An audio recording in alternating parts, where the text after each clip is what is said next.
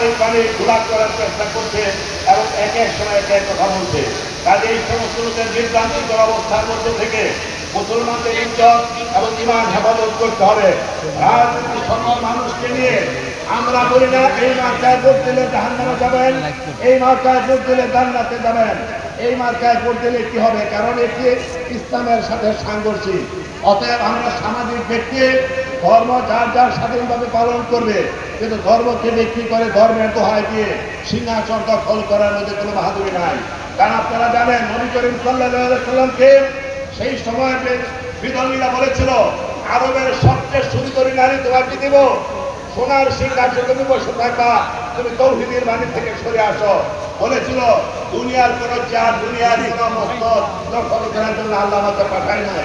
কাজে যারা কোরআনের আইন প্রতিষ্ঠা করতে চান এবং এই আয়াতকে বৃদ্ধি করেন, তাদেরকে বলবো একাধারে সিংহাসন দখলের জন্য পূজায় গিয়ে বলবেন পূজা রোজা একই জিনিস। নাউজুবিল্লাহ, হিন্দুরাও বলে না পূজা রোজা এক জিনিস, এটা বলে না। কিন্তু আজকে ধর্মের ব্যাখ্যা দিয়ে কোরআনকে অপব্যাখ্যা করা হচ্ছে।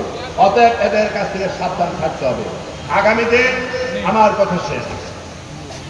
আসল রিয়াজুল হান্না আপনাদের আদরের ধন, আপনাদের কাছের মানুষ।